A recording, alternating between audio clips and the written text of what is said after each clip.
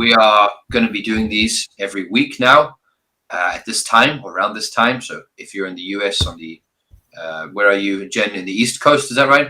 Yes, that's correct. Okay, so about 8:30 US East Coast time or Ohio time, if that's correct, and 8:30 in Beijing in the morning. And then wherever you are in the world, of course, different times.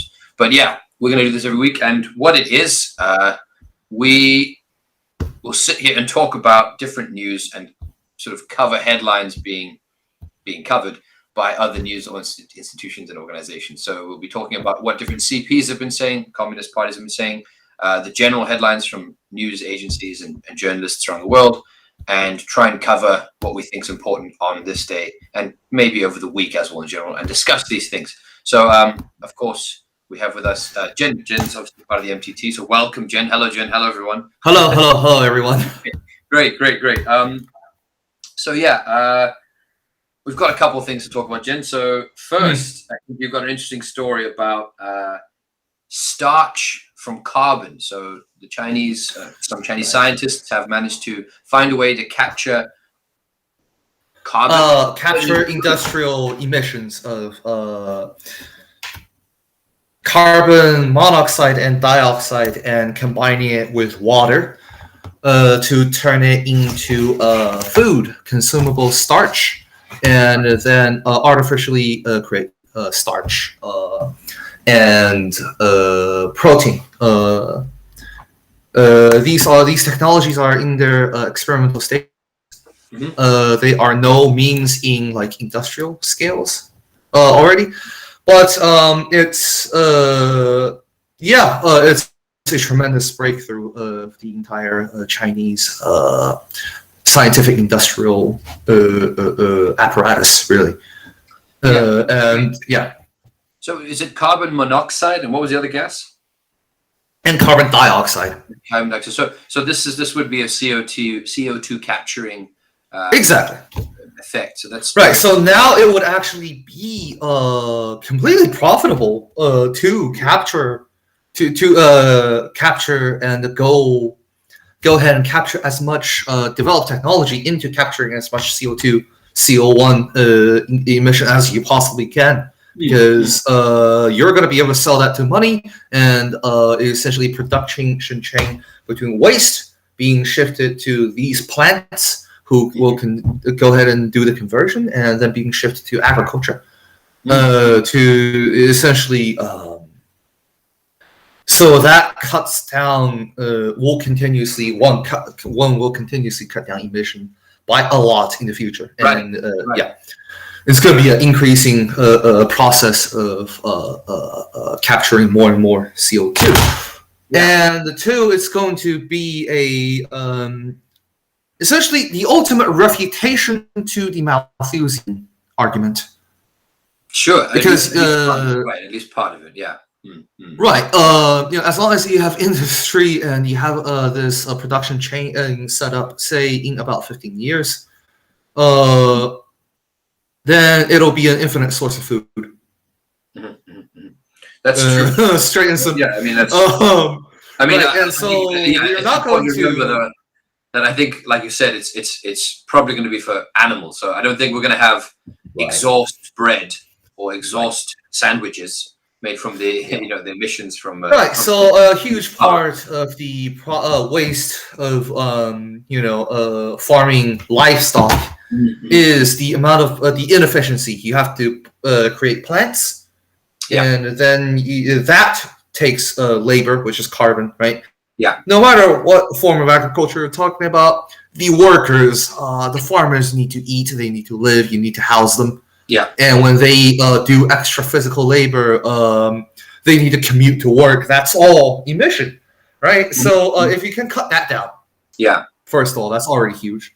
Yeah. Secondly, feeding livestock, the process of plants being converted to protein through livestock is inefficient. Well, why? Well, look at the waste that the animals naturally expel. That's material that's not converted into protein. That's just waste.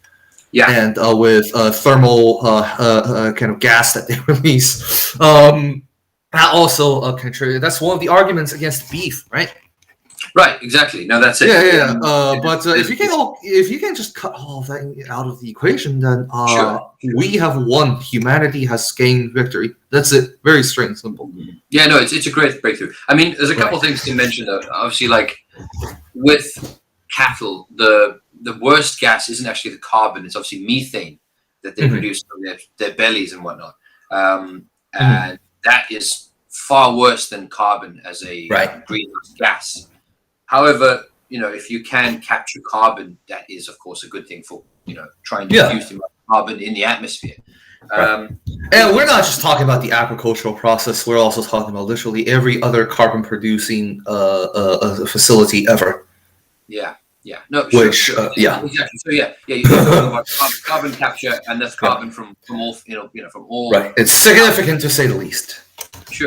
Yeah. I mean, obviously, we still have to remember that the COP 26 is on right now this week. Different estimates, but I think 5 to 10 years is probably the ceiling on when we need to try and solve the emissions crisis, the climate crisis. Right.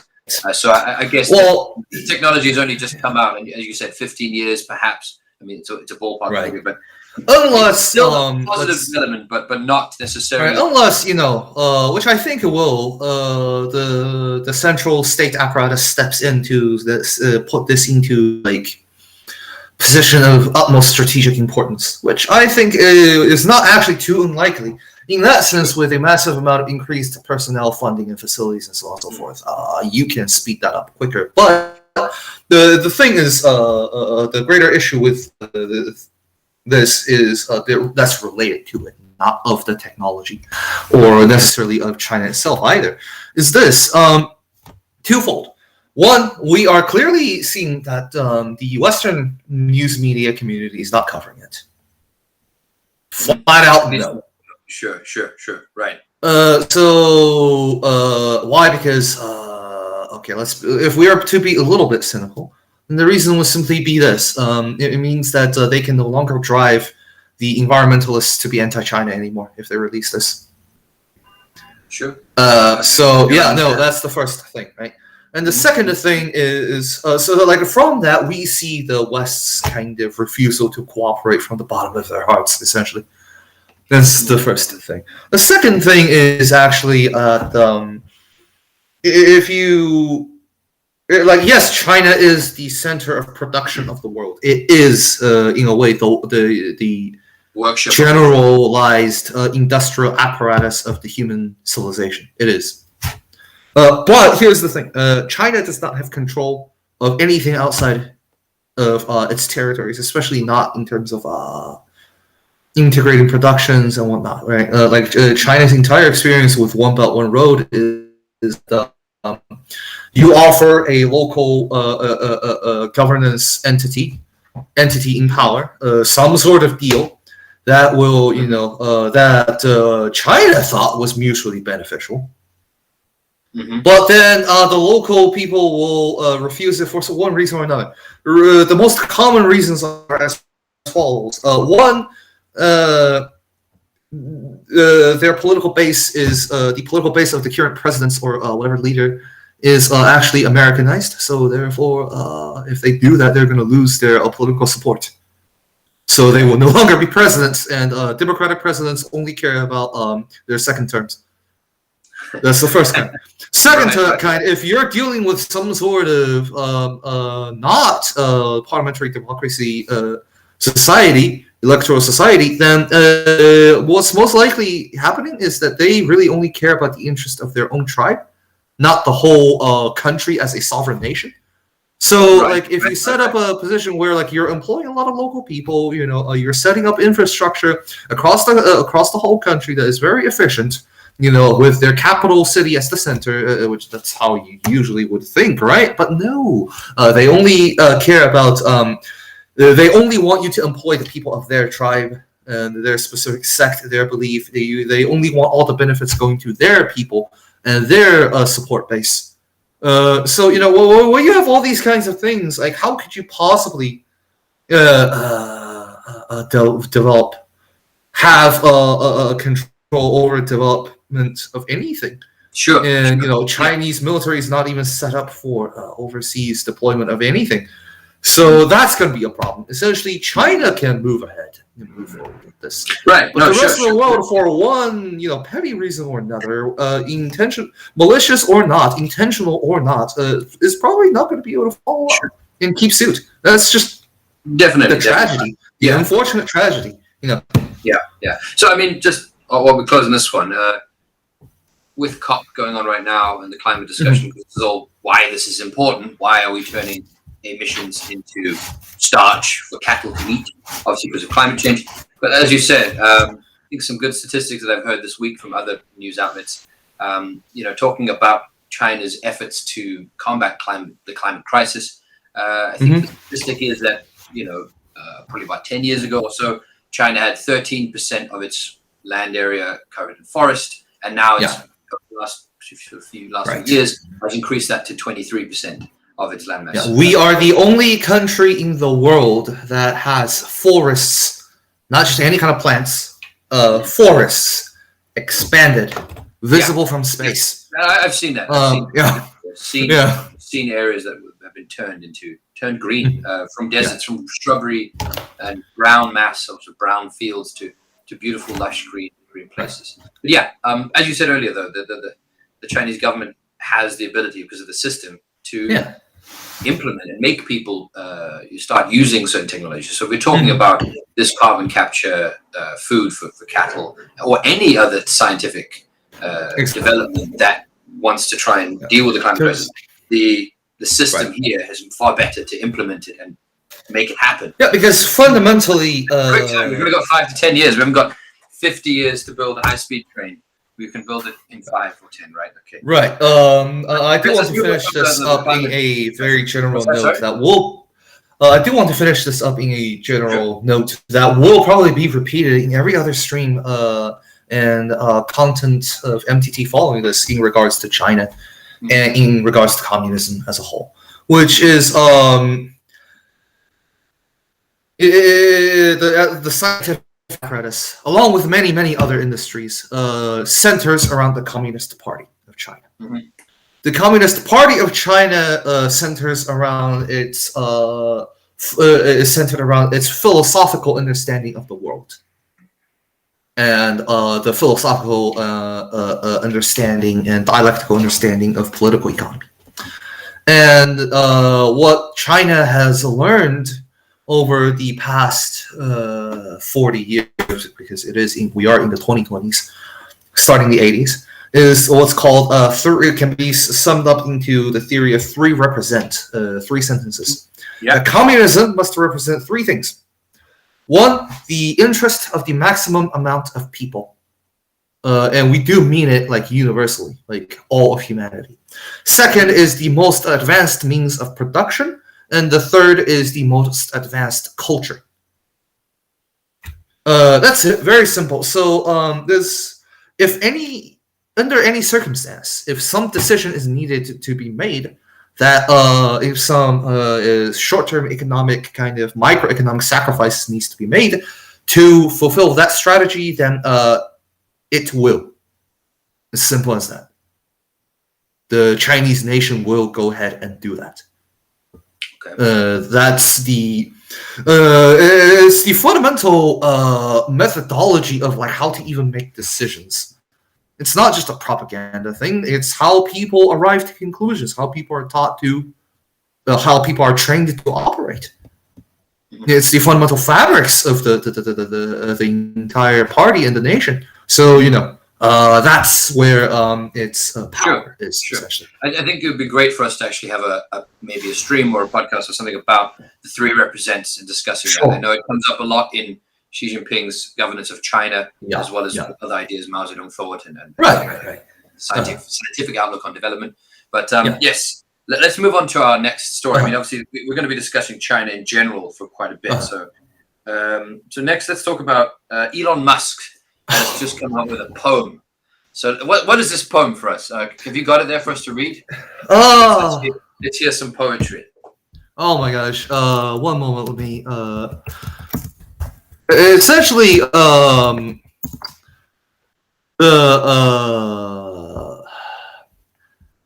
It's a Chinese poem from the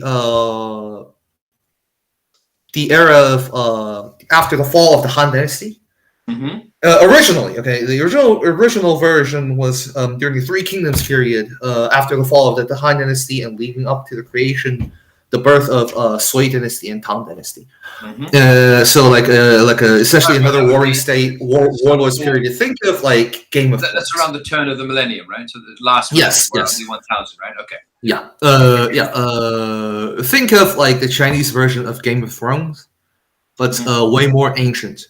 So that history was then turned into the Romance of the Three Kingdoms, which is a novel in like Ming Dynasty, way later, 1500s. I couldn't exactly remember. Don't mark my words on that. Which is where it resembles Game of Thrones even more. All the fantasy, fantastical, mythical, magical elements starts to come in. So let's hold on. I think we should let everyone hear this poem. So I've got it here for you. So obviously this is a translation. Perhaps some of the meaning has been lost, but beanstalks are burned to cook beans. The beans weep in the same pot. We grow from the same root. Why should we boil each other with such impatience? Okay. Right. So it's originally by the second eldest son of one of the biggest warlords, Cao Cao. Because like his older brother is going to succeed the legacy to Cao's empire, the Wei Empire, right? But like he's going to get nothing, and he was in a political struggle, and he feared for his life that he's going to get killed. So he wrote this poem, essentially saying like, we all came from the same roots. Why must we kill each other? So Elon Musk is saying that and titled it "Humankind," right, in the tweet. So it's just like this very general kind of kumbaya, Michael Jackson, "We Are the World" kind of thing, but in edgy Chinese, because like Elon Musk does have a history of delving into what Westerners would consider exotic foreign cultures. I mean, to be honest, it sounds to me like the headline should be Elon Musk quotes warlord's son. You know, that's obviously what's happening. Yeah, exactly. Chinese warlord's son. I don't know. Depending on which newspaper was making the headline, it might be how they categorize it. But, exactly. Okay. Yeah, no, that should be the headline. Right. Sure. Okay, so there we go. A poem from Elon Musk, as well as a Cao Cao's eldest son, if I'm not mistaken. Yeah, second eldest. Second eldest son, right? Yeah. Okay, next we've got from the National. Is it National Review? National Interest. Yes, National Interest. National Interest. It's a story about a new Yalta Agreement. How we need a new Yalta Agreement to counter, obviously, the West, to counter Russia and China. We must make spheres of influence great again. Obviously, not difficult to determine what their political persuasions are.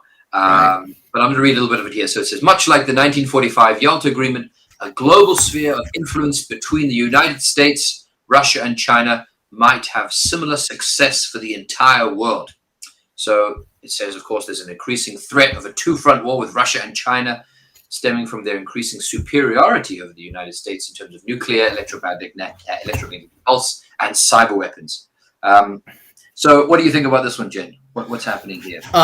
Essentially, the United States is in a position of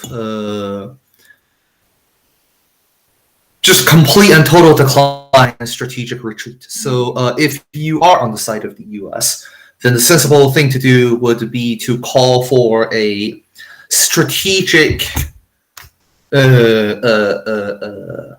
withdrawal. And because for context, the United States after the first Yalta Conference, the actual one in right after World War II, has started in this strategic process of expanding and fortifying, securing strategic choke points around the world. Sure. And that's where all the 200 plus military bases all over the world comes in. So that is the basis of globalization. That is the basis of liberal international trade, the liberal international order, and all that, because Americans' guns back it up. They are in a position of strategic weakness because what used to happen is that they deploy, and since they are the only exclusive military superpower in the non-communist world, then whatever local country has to pay them to stay, because if you don't, they destroy you. Very simple, bully logic.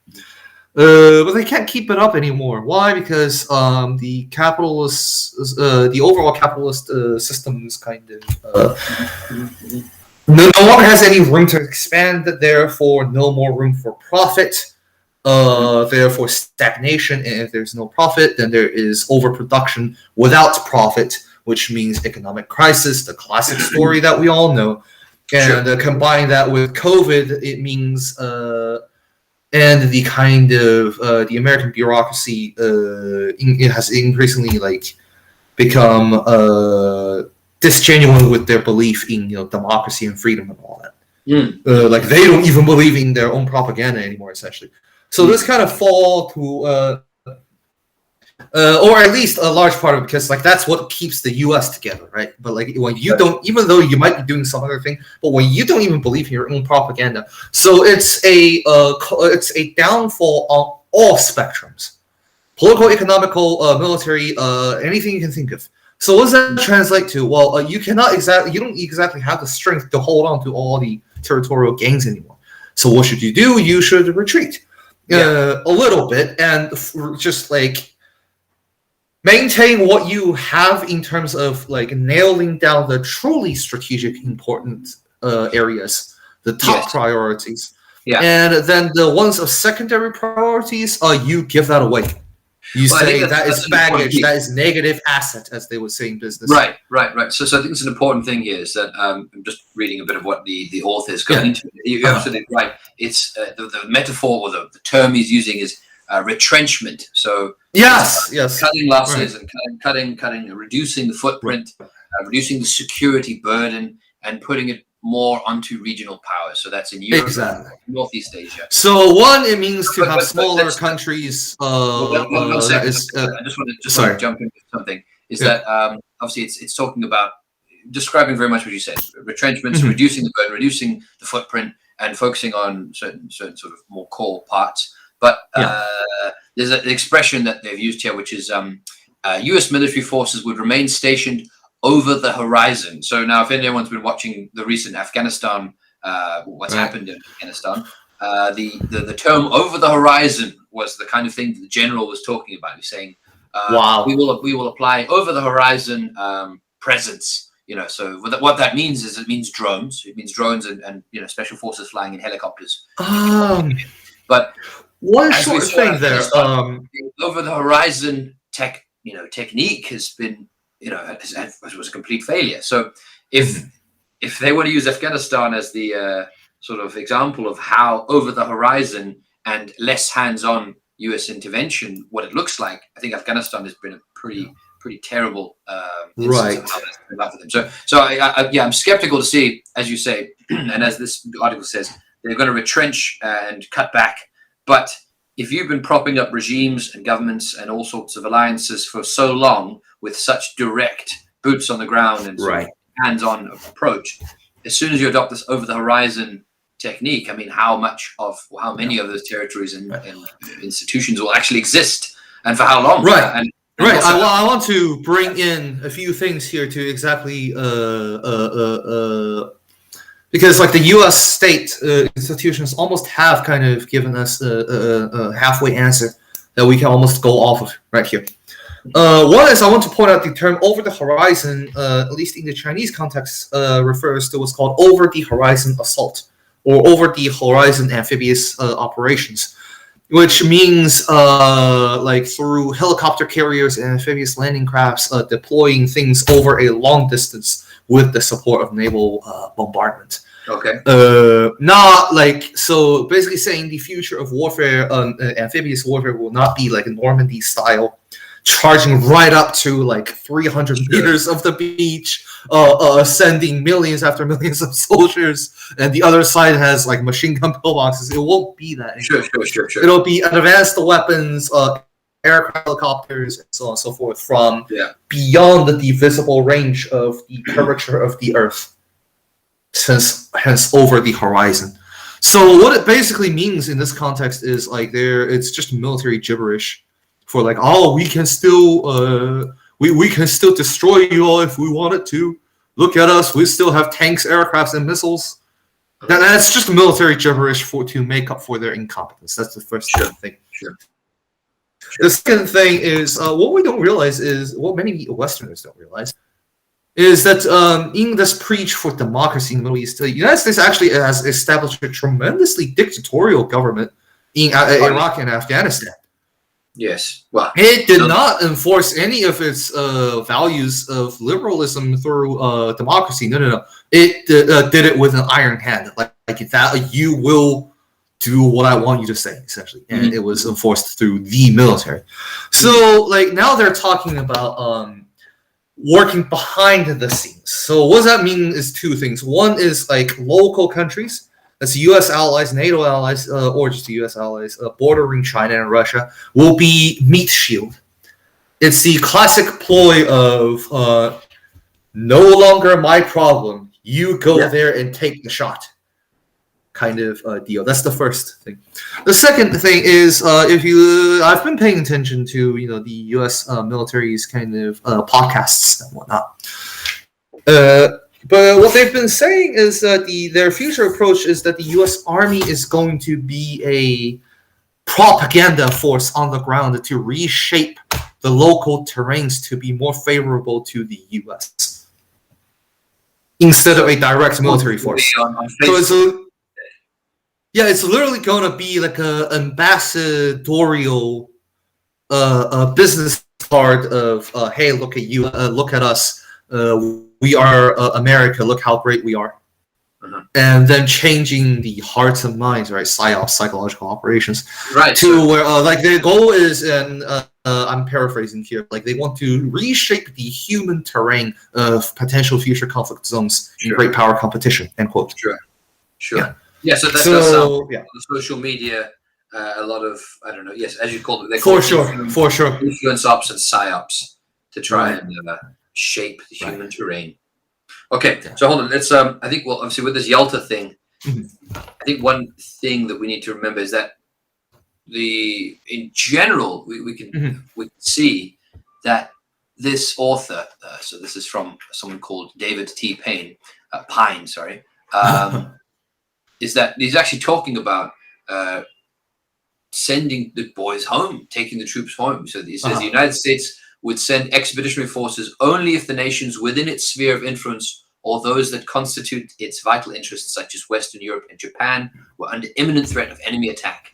An exception might be made for keeping a limited number of troops forward deployed in Germany as a hedge to deter potential Russian aggression in Western Europe. So I think what's also interesting is this does sound like a return to sort of, or a building of a perhaps more regionalized world, a more multipolar world, to use the sort of metaphor that we hear a lot. That certainly seems to be the trend away outside of the US's actual decisions, but also it seems like this author at least is pushing the US to actually implement that too, regionalism and multipolarism. But like I said earlier, I'm curious to see how many of these spheres of influence or countries that constitute these spheres of influence, how many of them choose to maybe do things that the US does not like, which might be against the interests of the US. But because to summarize all of this, it's that they don't understand. Okay, if you purely see all things as a kind of apolitical, aphilosophical balance of power, as in on a tipping scale, then like that would make sense. We have less power now. We are in the cycle of decline, so let's withdraw a little bit and re-entrench. Right? Fall back from the first line of defense and dig deeper and consolidate your second line of defense even harder. Yeah, sure, that makes sense. But what they don't seem to understand is that there is a deeper philosophical and sociological issue going on right here that even led to their decline in the first place to begin with. And this does absolutely nothing to address that. So Sure, it will only work temporarily. We will wait to see their complete and total collapse. Well, exactly. Imperialism in decline is a dangerous thing, actually. So we'll see where that goes, and we'll see where history takes us. Yeah, for sure. Let's move on to the next one. So next, I mean, we've read sort of some of the stuff from the New York Times, but there's a story about a governor race. The GOP takes Virginia, the Democrats win New Jersey, but I don't know, electoral politics. It's not particularly interesting. There's an interesting story though that they have covered, which is in New York City. The famous cabbie drivers, the yellow cab drivers, have been on strike. They've been on hunger strike now for some time, and they've won millions more in aid after hunger strike. So, I mean, just to give context, so a lot of the taxi drivers are in huge amounts of debt, up to sort of maybe $500,000 or more, and they obviously have to pay this off. And it's pushing the point of suicide and homelessness and all these terrible things. So they've been on strike to try and on hunger strike to try and get bailout. And I think it's Mayor, is it De Blasio? No, not De Blasio. Sorry. The mayor has bailed them out or helped them bail out, and it's quite funny that it's Bill De Blasio. Sorry. With Senator Chuck Schumer, that they've agreed a bailout. The city will give them $100 million in a bid to potentially eliminate hundreds of millions of dollars in debt owned by the drivers. There's a nice little piece here. So it's talking about Senator Chuck Schumer, the majority leader, whose father-in-law once drove a cab in New York City. I just do like this kind of thing that you get this thing with Labour Party members in the UK and other sort of, I mean, all politicians do it, but they'll mention their working class. Right. And they were like, yes, my father was a builder, all this, and this kind of joke. So my father was an actual hard hat, he wasn't a worker, but the classic sort of, I don't know, pandering in some sense. But anyway, I don't know what your thoughts are on that. It's pretty terrible, though, that taxi drivers have to go on hunger strike in New York City, a place with so much money and so much wealth, but also so much poverty, clearly. That's a shame. It's disgraceful. If we were to look at this dialectically, then the observations that we can make is that one,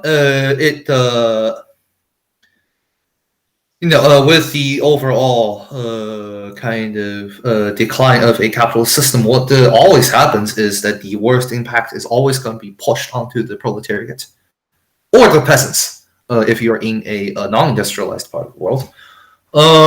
Two is that that kind of oppression will always start this kind of uprisings as we see. Now, New York and all the kind of beacons of capitalism, they are in such a deep state of liberal politics. Essentially, think how an ecosystem, if you have a closed ecosystem, say an island, then the creatures that's in competition on that island in the ecosystem, their evolutionary paths are going to be very strange compared to their neighbors in a bigger ecological environment. What I mean by that is like the politicians in those big liberal cities in New York. And previous example of any kind of uprising was in Seattle, right? CHOP, Chaz, Capitol Hill, Autonomous Zone, and all that, right? Sure. So like what happens is like the kind of typical response by those politicians to these kind of issues is going to seem very nonsensical towards if you apply conventional knowledge. You have to look at it from the perspective of their personal interests and political compromises of different factions in the party. And it's a very enclosed, weird landscape that because I'm not in New York City, I don't have too much of an outlook on that. It's very weird. But one thing I can say is this. So if we apply the thinking of like the Easter Island problem in anthropology, which is how essentially the inhabitants of Easter Island during early colonial experience, when the colonizers saw them, were completely shocked at the kind of degrees of lack of civilization, even compared to all the tribes of Americas. Mm. They have forgotten how to make stone tools. Really? But the problem with that is that the reason that is, hence is summarized into what's called the Easter Island problem or paradox, is that essentially it is so enclosed to the point where there can be no possibility of growing civilization as in any other like any other part of the world did, to where you can increase production to feed your people. So Malthusianism was never able to be overcome there through the growth of civilization. So what happens? Well, very simple. Since civilization doesn't do them any good because it's not going to solve their starvation, then they're not going to do civilization. So they're going to be stuck at a very primitive kind of stage, in the most literal sense of the word, as in like lack of production, lack of written language, lack of even oral traditions, even the lack of tools, lack of everything. So how is that parallel to these situations in like New York or Seattle or LA or any of the big cities? Well, they are that. Why? Because the United States politics overall has been monopolized and entrenched by either Democrat or Republican parties. It hasn't really been challenged for more than half a century. Ish. No, that was more 30 years. well, for a long time, close to half a century at this point. Sure. So then what happens? Well, very simple. They're not in an environment where they need to be cunning. They need to be smart. They just need to make sure that their interest of their friend group, of their bros, if you will, doesn't get threatened, and that they continue to be corrupt. That's it. No, I think that's so. A description. Now. Yeah, and now that we're seeing both internal threats of a proletariat kind of uprising, and absolutely we are in solidarity with all the taxi drivers and all the other proletariats that's on strike in various sectors. So that threat from below and within, and the external threat of just COVID, international economic decline, and China is really like posing an existential threat to capitalism, and the parliamentary the electoral way of life. Essentially, what you start to see is that there is finally, for once in almost a century, 70, 80 years, that there has finally been a existential threat, and therefore a massive earthquake to break up, to shatter the kind of Easter Islands, various little Easter Islands of the United States gerrymandering. Yeah, sure. So I mean, that's a good thing that we can see from that is that, well, not a good thing, but I mean, it's an observation that even after, I don't know, what is it now, nearly 100 years since the Great Depression, and in New York City, we have workers with jobs. Well, maybe the civil rights era would be... Yeah, but in terms of a clash between capital and between the workers and the system, I wouldn't say that we've had that since the Great Depression. But, we're talking about employed people in New York with jobs who are unable to live in one of the richest places in the world. So, yeah, it's as you say, it's the system is reaching such a point of great contradiction and lunacy. And also, I mean, particularly these guys around the world, we've seen essential workers being seen as, we've seen who the real essential workers are: nurses, doctors, delivery people, taxi drivers. Who truly keeps civilization going. Exactly. So exactly the people that literally ferry around the bankers and ferry around all of the other people that run or get the privileged positions. Yeah. One of the Chinese professors had this quote to say: "Everywhere I have I have always seen more workers and peasants than there are capitalists, but I have never seen a situation where there are more capitalists than there are workers."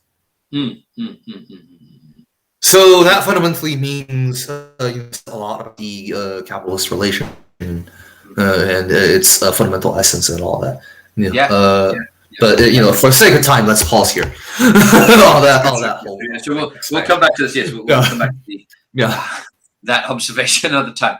So our next thing. So we've obviously covered quite a few this morning, which is great.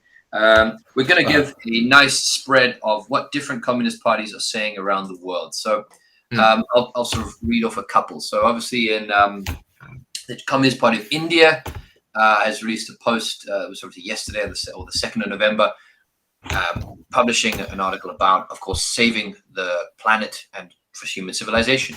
Time to act. So call to action there from the CP of India. The CP of Belgium has released a statement on the 2nd of November, a solidarity message for the Sudanese people. It's a solidarity with people of Sudan, the Sudanese Professionals Association, and the Sudanese Communist Party. They did a demonstration in front of the European Parliament in Brussels. The CP of Venezuela has released a statement talking about the extradition cases of Alex Saab, Hugo Carvajal, and Claudia Diaz by the U.S. government. So I don't know if anyone's following that, but the U.S. government has captured, let's say, kidnapped a number of Venezuelan diplomats and important individuals. Next, the South African Communist Party, also another message of solidarity for the Sudanese people against the military coup. The CP of Russia, the Russian Federation, obviously there's a number of CPs in Russia. We'll leave Jen's opinions of the CP of Russia to the side for now. But yes, they're talking about on the results of the election campaign that's just happened and the tasks of the party in consolidating its gains. So if you're unaware, the CP of Russia did very well actually in the last election. Perhaps we can discuss that is not something that we should be cheering for, to put it very lightly. We'll see, but maybe I don't know. The last one we have is the CP of Vietnam, who've released two statements or published two documents that have been mentioned here, talking about or applying Ho Chi Minh's strategic thinking in locating Vietnam's development in the present day world, and another one also on some theoretical practical issues on socialism and the path towards socialism in Vietnam. So we're just going to look at applying Ho Chi Minh's strategic thinking in locating Vietnam's development in the present day world. So I'm just going to read the opening line here. This is written by, excuse my very poor pronunciation of Vietnamese names. We've got Dr. Nguyen Dinh Loan, who starts his Communist Review article with, in his lifetime, President Ho Chi Minh always wished to, quote, build a peaceful, reunified, independent, democratic, rich, and powerful Vietnam so that it can be able to be on a par with the great powers in the world. To materialize his wish, the 13th National Party Congress, which was in January of this year, had worked out three specific targets to the years 2025, 2030, and 2045. To achieve these targets, first of all, it is necessary to determine correctly the country's current position in the political, commercial, and cultural social aspects in the present-day stage, from whence to find the mechanism and solution to combine the national strength with the epochal strength, to bring into the fullest play the internal strength, to take advantage of the external strength in which the indigenous resources, particularly the human resources, is the most important one. So, wow, I think just on that one, I think I can see a couple of things that I would like to say. I mean, me and Jen will not be able to go into the full length of this article. It's a great, big academic piece, which is talking about all sorts of Vietnamese questions about socialism in Vietnam. But I think just from the start there, you can see something that, in contrast to, I don't know, the UK government or the US government, is targets for 2025, 2030, and 2045.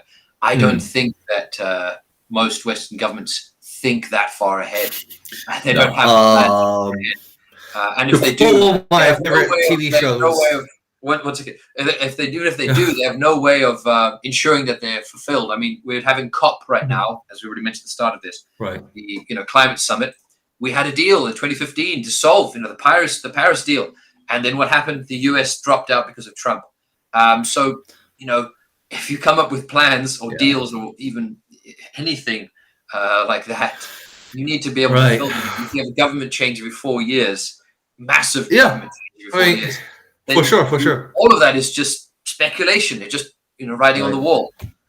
So yeah, but I guess the other thing I'd like to say, which I'm sure you'll comment on, Jen, is this very well written piece, which you can see the sort of scientific outlook. You're talking about bringing the country's fullest internal strength, CP of Vietnam, right? Yeah, so you can really see the sort of being materialist, being also realistic, concrete conditions, as we always like to say, right? What are the material conditions? And you can see that this is what sort of lays the foundations of the outlook that's being portrayed here by the CP of Vietnam. So, sorry, go ahead, Jin. Yeah, to quote one of my favorite TV shows, Yes, Prime Minister, politics in Western context is about surviving till Friday afternoon. With all the petty news and scandals and the kinds of things that Western media loves, right? But here's the problem: civilization cannot operate off of that. Very straight and simple. To go over that point shortly, essentially, the progress of civilization is, a fundamental need of all human beings. In fact, I would argue that it's the highest need on a hypothetical kind of hierarchy of needs. If you don't have a system that's set up to take care of that, then you have nothing. Collapse is inevitable. It doesn't matter how much resource you have. Yeah, that's something that the centralized vanguard parties and still remaining communist states of the world absolutely nailed it down to the T. Yeah. Now, regarding the Vietnamese situation, to provide context, Vietnam's kind of revolution that was supposed to happen across the country was artificially stopped by, first of all, a French military intervention. Mm-hmm. And after they met their surprisingly quick demise at the Battle of Dien Bien Phu, it was paused once again by U.S. military intervention. So what does that lead to? That leads to that the northern half of Vietnam, at the time North Vietnam, has gone through a true revolution, as in the fabrics of the society and people's overall cognition and conception of like, hey, why should we not be selfish? Why should we not be, conduct ourselves according to feudal ideas? Why is the feudal way of thinking and the capitalist way of thinking bad? The people understood all of that. That's what a revolution is supposed to do. Mm-hmm. Now, South Vietnam, they didn't really get to have that. You kick out the French, you kick out the Americans, the day is when you unify the country. That's it. You have Vietnam, but the people there don't quite know, like, why is communism good? Why is any of the stuff that they were taught before bad? They still go about their lives as almost the exact same way, at least mentally. Mm-hmm. The way they did under French colonialism. There is still a unbelievable amount of French Catholic colonial traitors of the people, borderline, running around. So that's why, if we remember to Kamala Harris, Vice President, U.S. Vice President's kind of embarrassing visit to Vietnam. Yeah, actually, I would. What's their audience? If you don't mind, can you go into that quickly? So, why was it so terrible? Kamala Harris visiting Vietnam. What did she do? What was so? She okay. So her audience, the purpose for her visit is to give support, to cheer up the people in the reactionaries in Vietnam that's trying to overthrow the Vietnamese Communist Party of Vietnam, and trying to launch a color revolution. That was the purpose of the visit. And Kamala Harris, being a person that rose up in the U.S. judicial system of all things, who have zero diplomatic experience because everything she ever did was domestic. That's just an objective fact. Sure.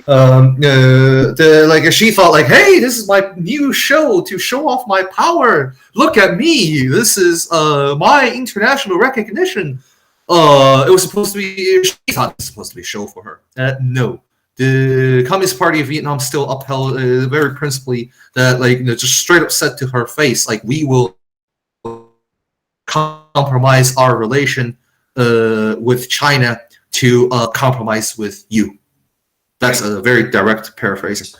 That's in diplomacy language. That's called a slap to the face.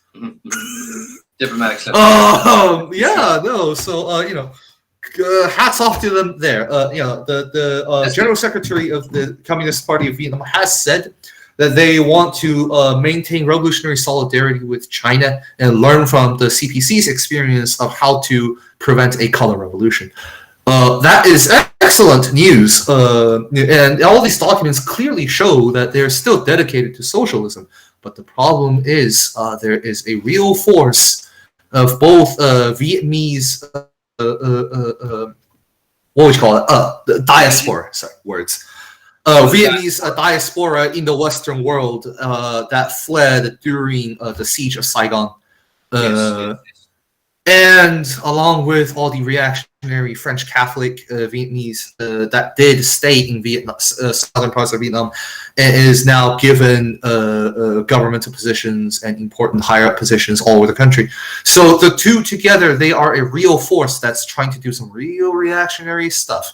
And that's the context that we all have to keep in mind when we look at anything regarding Vietnam. One, is there problems? Yes.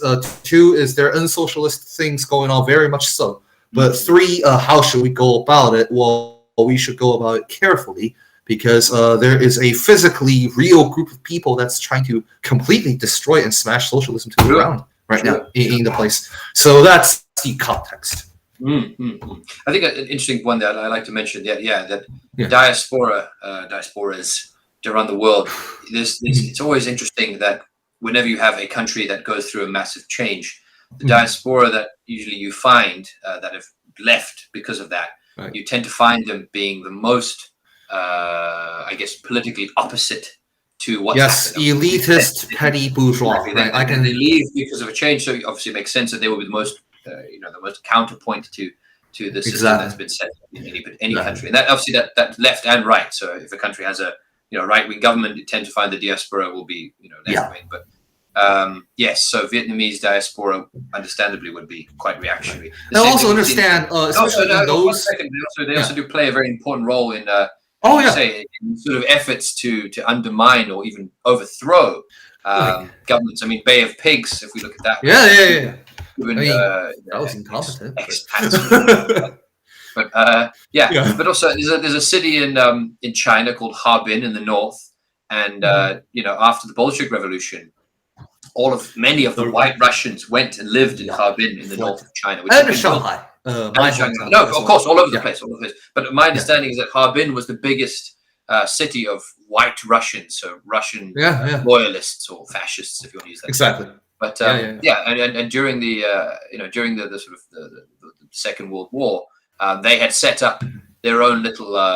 They had the Russian All Union of Fascists in Harbin, marching around, obviously under Japanese support with Japanese rule, obviously during Manchuria and during the invasion from the Japanese. But again, stressing the important role that reactionary diasporas play in countering a national liberation movement, and of course pushing the narratives or pushing the interests of imperialism, and then but putting it under the national flag, putting it under the flag that for sure, which is obviously very I want to point out one very simple material condition, which is if you are from what the West would call underdeveloped country, or just a country that's ridden with poverty, and if you are able to make it to the Western world, it must means that you have exceptionally high amounts of wealth, especially compared to your local people who couldn't even possibly escape the country by any other means besides walking on your foot. Maybe riding on some sort of livestock, sheep. I wouldn't want to make a generalization. I wouldn't say that everyone who ever made it out of but a lot. Essentially, there's a general trend that the poorer the country, the wealthier and the more ruling class their diaspora will be. the impression, the American students, college students, kind of impression on Chinese international students of like don't like to talk, don't like to hang out with Americans, super rich. Where did that stereotype come from? I myself can attest for that. I see that in my life every day because I am an international student. Where does that come from? I just want to point that out. Sure. So we've discussed the Vietnam stuff. I think what we're going to outline now is obviously our plans for upcoming episodes. So obviously there's a couple really interesting discussions to be had in relation to Ethiopia right now, as well as Sudan. A lot of CP are sending out messages, as we note, on solidarity with the Sudanese people with the coup that's just happened there. So we will be speaking to an Ethiopian comrade, perhaps on live stream. That is correct. Not on the live stream, it will be on the podcast, so you can tune in next week and we'll give you an update on that time next week. But we will be discussing, obviously, the news of that week, as well as discussing the Ethiopian situation and the Sudanese situation, if you are interested to see what's happening and understanding that from a Marxist, Leninist perspective, a communist perspective, an internationalist perspective, then you guys can join us. So we have some viewers, and I'm sure we'll have some viewers later to watch this recording. So I think we can sort of close for today. I've had a good one, Jen. I think it's great. I think we've covered a lot of ground. I agree. I think cool. So thank you, everyone, and we will see you next week. Bye-bye. Bye-bye.